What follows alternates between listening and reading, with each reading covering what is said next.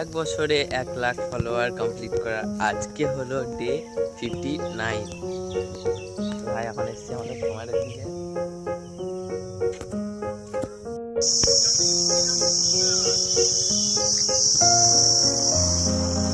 এখন যাচ্ছি আমি দোকানে।